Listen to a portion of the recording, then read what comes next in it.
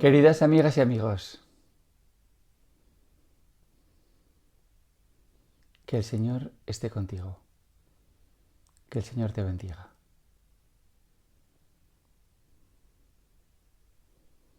Ven Espíritu Divino, ven Padre de los pobres,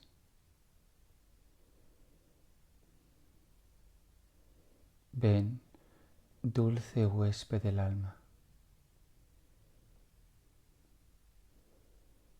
ven consuelo del Espíritu, ven con tus dones, con tu fuerza, con tu poder, con tu bondad. Ven, Señor Jesús.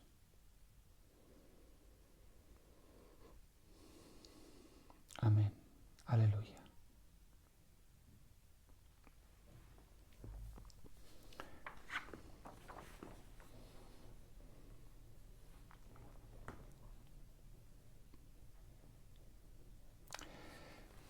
Estamos en el nivel espiritual y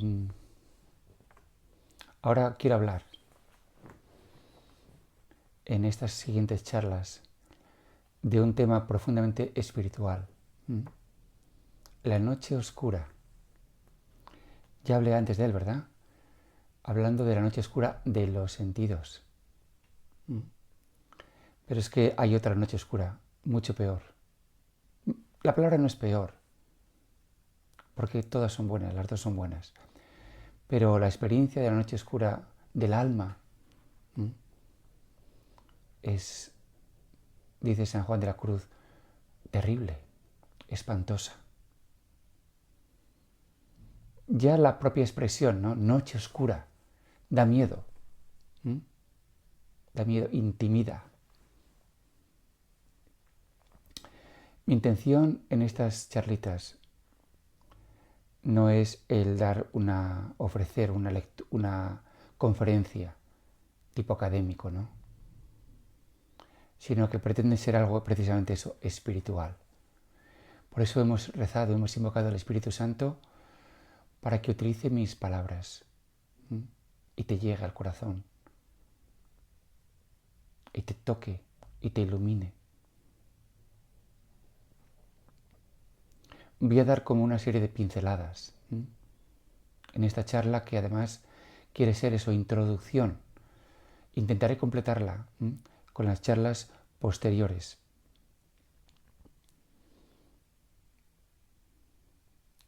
En esta charla quiero introducir un poco el tema, ¿no? Y dar como una serie eso de esbozar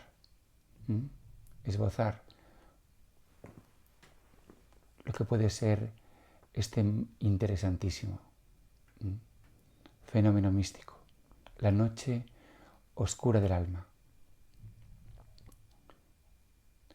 Un filósofo americano, Ken Wilber, ya he hablado de él en alguna ocasión,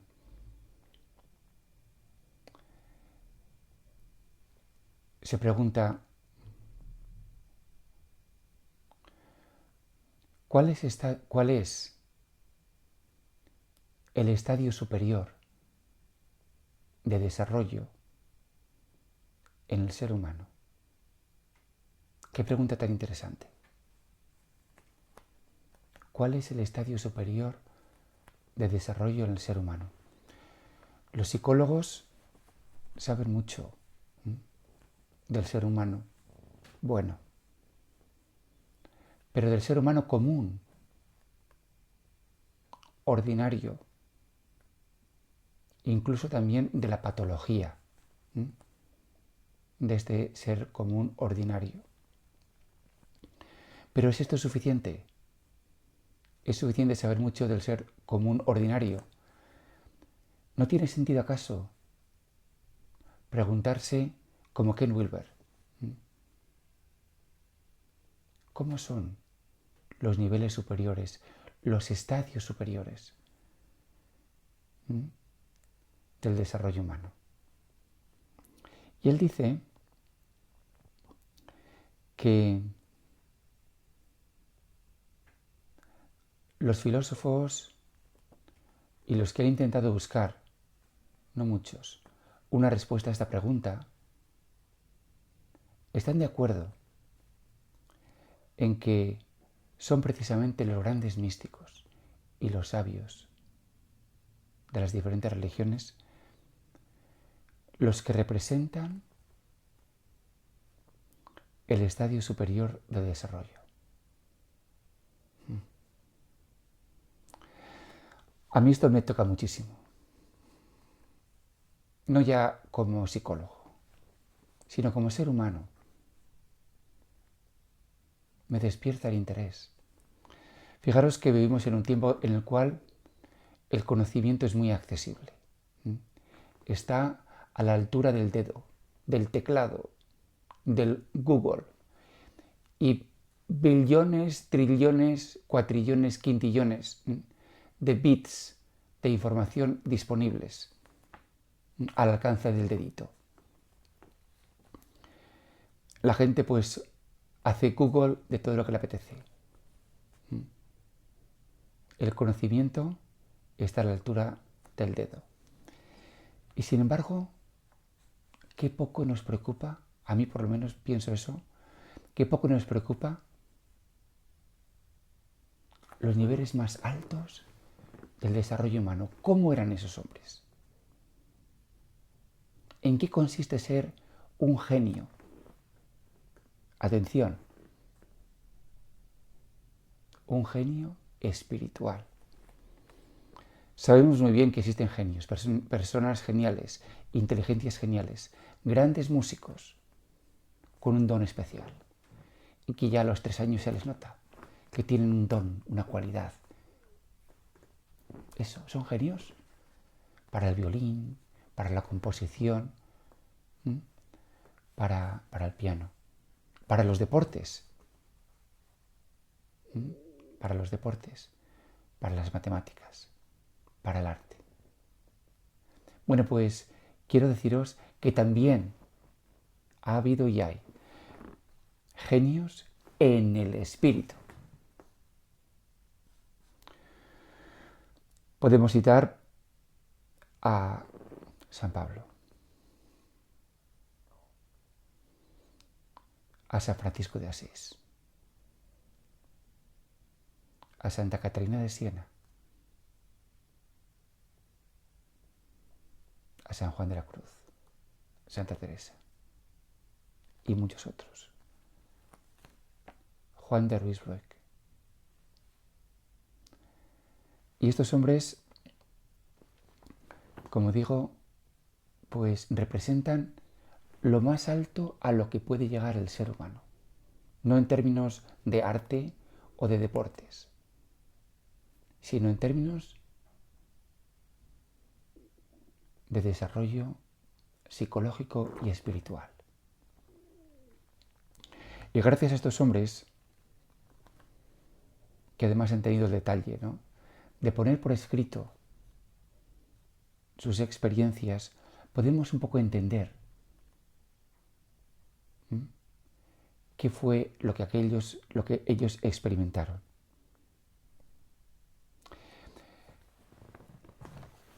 Algunos de ellos nos han dicho cosas así.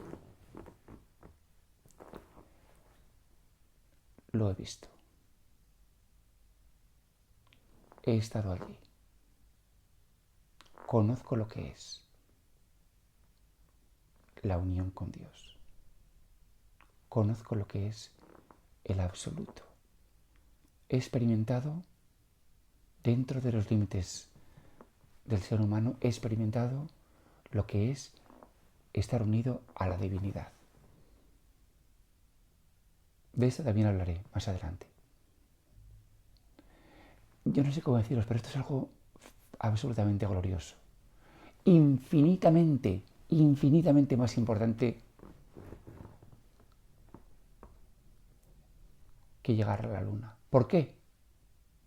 Porque a mí, Vicente Sánchez Rodríguez, ir a la luna me da exactamente igual, por no decir otra expresión un poco más vulgar. Que me dice, mira Vicente, que si quieres, si tienes interés, te lo preparamos un poco Y te podemos montar en un barco a la luna, un barco que vaya a la luna. Pues chico, me da exactamente igual. Y el hecho de que el hombre haya ido a la luna, pues bien, bien. Pero ¿cambia eso o responde eso a los problemas profundos, existenciales, vitales, de sentido que yo tengo? Para nada. Para nada. Sin embargo, el que algunos hombres me digan, Vicente, lo que tú crees, lo que tú buscas, lo que tú esperas, lo que tú amas, lo que tú ahora ves nada más que en fe, no es una ilusión, no es una fantasía, porque yo he estado allí y lo he visto. Y te animo a que sigas en el camino. Qué inmensas gracias les tengo que dar a estos hombres y mujeres que me han dicho esto. Pues bien, ya hablaré, como digo, más adelante, de la experiencia de la unión con Dios.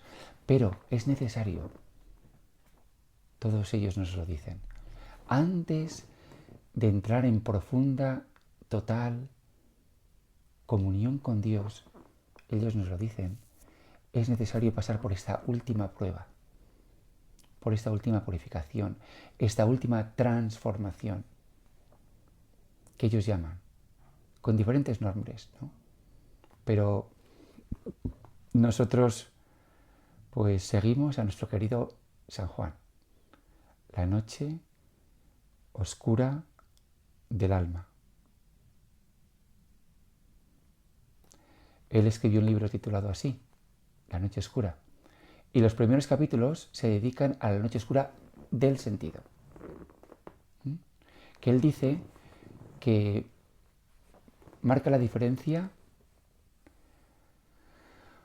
entre los principiantes y los aprovechados, es decir, los principiantes que han experimentado pues las primicias, ¿no? del seguir al Señor, pues tienen que ser destetados y purificados mediante la noche oscura del sentido. Y dice, por tanto, San Juan que muchos son los que tienen que pasar por esta noche oscura. Sin embargo, por la noche oscura del alma, dice San Juan también, que no son muchos, son pocos.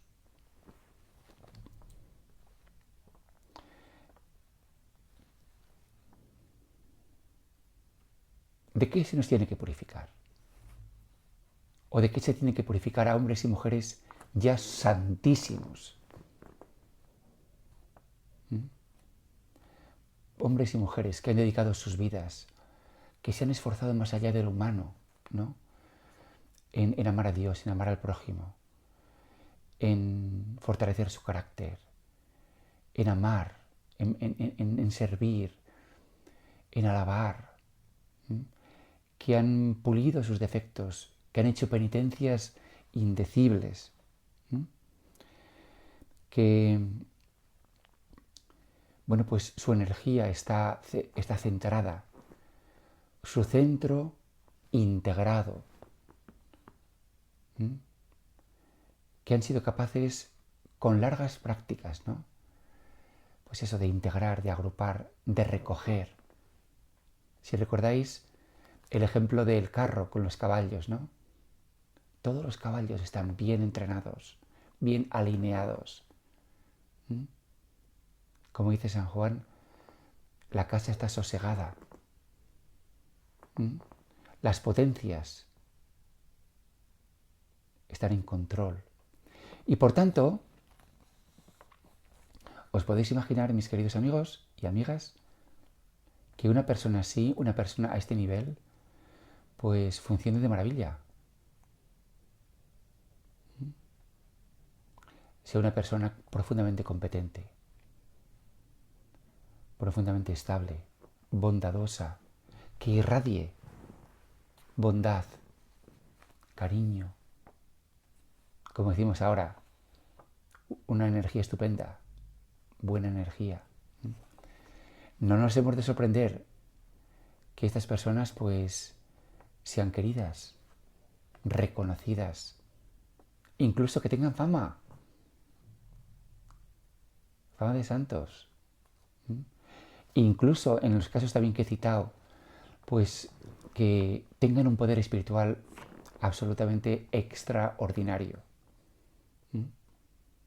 Incluso capacidad para hacer milagros. Dones especialísimos de sanación, de curación, de evidencia, videntes. Incluso ver el futuro. Incluso en casos como, por ejemplo, San Martín de Porres, ¿no? Bilocación.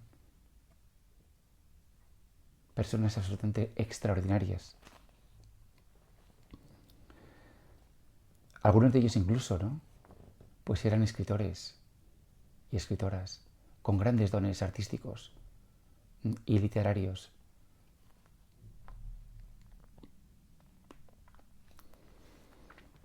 ¿Qué ocurre cuando recibimos tantas alabanzas, tanto aprecio, tanto reconocimiento de los otros? Me acuerdo, por ejemplo, ahora de un padre muy querido, Julio Figar. Seguro que habéis oído hablar de él. Posiblemente en las charlas también le he mencionado en alguna ocasión. Julio era una persona especial. Siempre hablamos de ello, especial. Especial en el don que tenía, no tanto a nivel humano, porque no se puede decir que tuviera una inteligencia absolutamente extraordinaria, pero sí a nivel espiritual. Una señora se acercó a él y le dice: Julio, si yo tuviera un hijo como tú, me volvería loca. Si yo tuviera un hijo como tú, me volvería loca. Y los caminos del Señor que no son los nuestros. Pues Julio murió de un accidente de coche cuando apenas tenía 28 años y el Señor se lo llevó. Pero Julio, en sus pocos años de vida de sacerdote, pues experimentó esto que estoy diciendo, ¿no? Un increíble reconocimiento, cariño, no voy a decir veneración, pero casi. La gente le encantaba hablar con él, acercarse a él, escuchar sus charlas. Me acuerdo en una ocasión pues que abrió una carta en la cual pues un grupo le pedía que por favor que fuese a darles un retiro, ¿no? Y a él le costaba, porque estaba también cansado. ¿Qué pasa? ¿Qué pasa cuando experimentamos tanto aprecio? Pensad incluso en alguien tan humilde como yo. Este humilde siervo del Señor. Pues que dentro de poco voy a cumplir 58 años. En abril. Que llevo en el colegio, trabajando unos cuantos años. Soy el director del departamento de religión. En esta misma habitación, pues recibo a clientes y practico psicoterapia. Y de ellos recibo también mucho aprecio y mucho reconocimiento. Incluso, imaginaos, ¿no? Con estas charlitas, pues algunos de vosotros sois tan cielos, ¿no? De enviarme aprecio y cariño. Uno sin querer,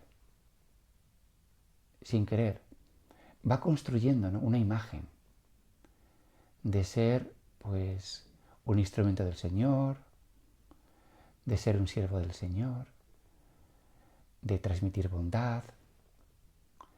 Se va identificando, pues con el sabio, con el siervo que escucha,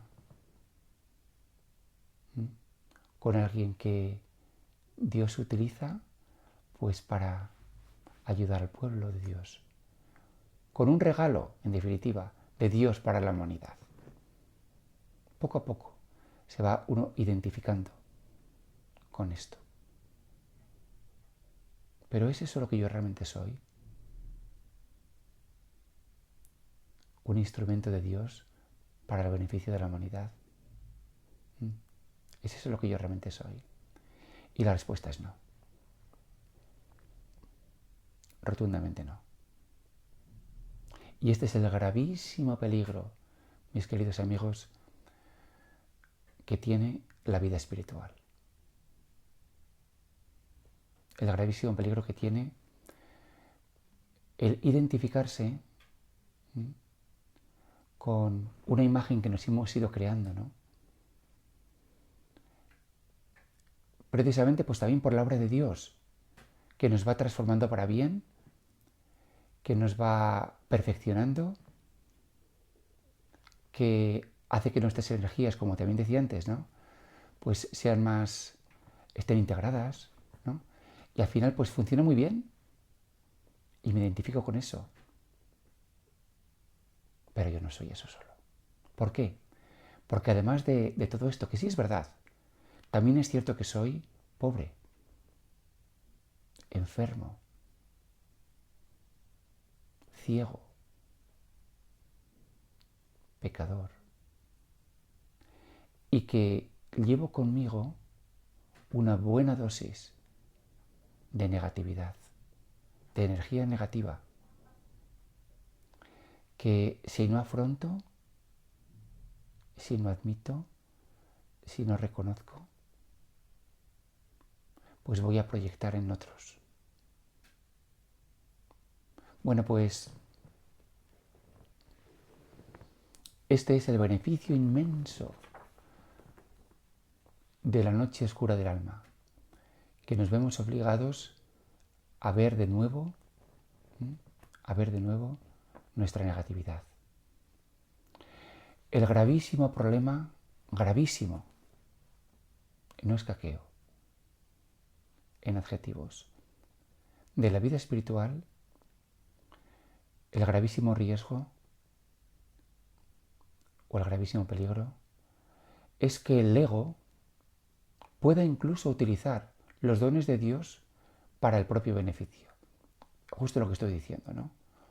Que yo utilizo todo lo que el Señor ha ido haciendo en mí todos estos años para consolidar una imagen de mí mismo beneficiosa y atractiva. El Padre Vicente es guay, es mono, es majo, qué encanto. Y yo estoy como en la gloria. Esto es precisamente cómo el ego, es decir, la necesidad que tengo yo. El ego no es que tenga por ahí un bicho que se llama ego. No, es mi propia necesidad de ser importante, de ser reconocido, de ser valorado y de ser, atención, siempre mejor que los demás, más especial que los demás. Bueno, pues esta necesidad también se va a valer, ¿no? Incluso de los dones espirituales, para mirarme a mí mismo con mucha complacencia.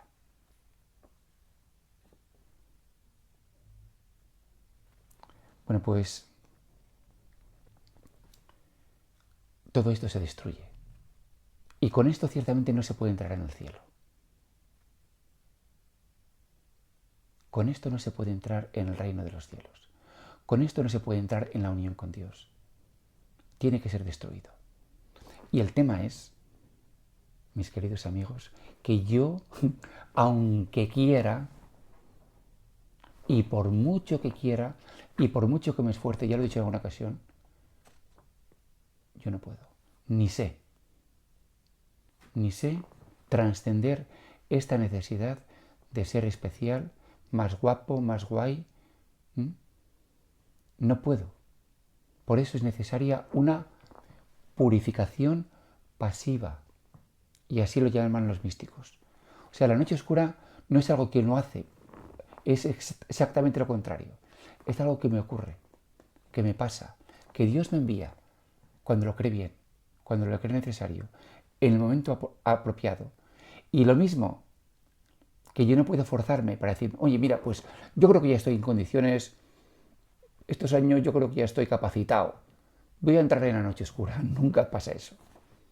Es cuando Dios quiere, y si Dios quiere. Y lo mismo que nadie puede decidir por sí mismo cuándo entrar en la noche oscura, tampoco puede decidir nadie cuándo salir.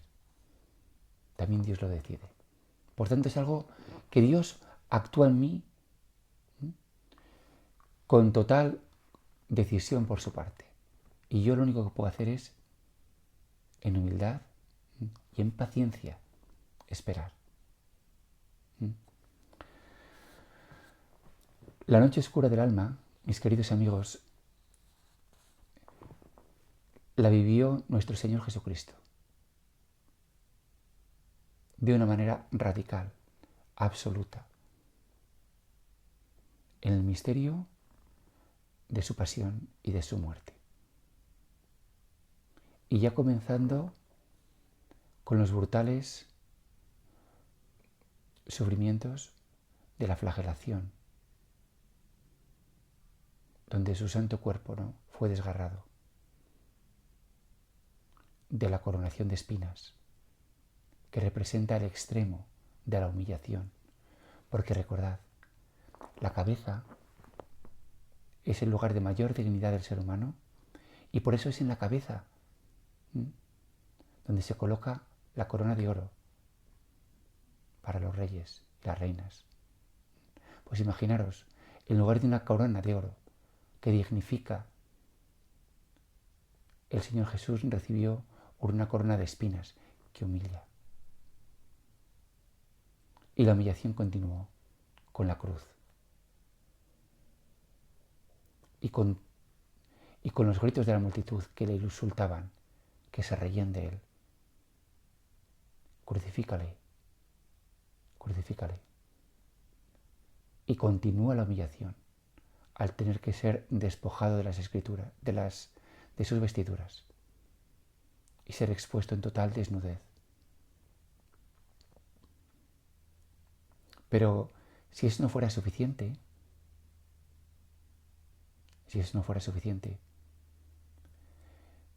el ser despojado de Jesús fue total y fue absoluto, como nos dice San Pablo. Se despojó totalmente. Y en la cruz incluso tiene que ser despojado del apoyo divino. Dios mío, ¿por qué me has abandonado? Jesús nos lo dio todo. Se despojó de todo. Esta es la experiencia de la noche más radical. No solamente del sentido, no solamente del sufrimiento físico o emocional, sino del más profundo y más íntimo sufrimiento espiritual, del verse abandonado de Dios. Pues bien, esta experiencia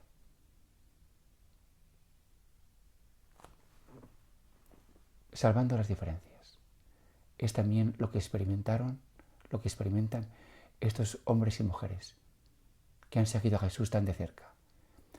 Estos hombres y mujeres han experimentado no solo el dolor físico o el dolor emocional, sino incluso también el verse abandonados de Dios. Y que esa consolación, esa delicia, esa fuerza espiritual que tenían, esa profunda convicción, esa gracia, todo eso desaparece. Y lo que antes fue luz, ahora es tinieblas. Y no les queda nada. La palabra angustia, como dicen en inglés, es un understatement. No llega ni mucho menos a describir lo que ellos experimentaron. Angustia infinita. Porque su gozo, su alegría, su paz, su amor, aquello en lo que se apoyan, desaparece. Algunos de ellos incluso se sienten condenados condenados por la eternidad y sin capacidad ninguna de salvación. Santo Dios, qué experiencia. Pues bien, mis queridos hermanos, quiero seguir hablando de ello porque es tan interesante. Y lo más probable es que ni tú ni yo tengamos que ir hasta esas brutales, terribles y angustiosas profundidades. Pero algo nos tienen que decir los que por ello pasaron. Gracias a estos hermanos y hermanas nuestras, grandes místicos, hombres de Dios, los mejores hombres y mujeres de la raza humana. Aleluya, que el Señor te bendiga.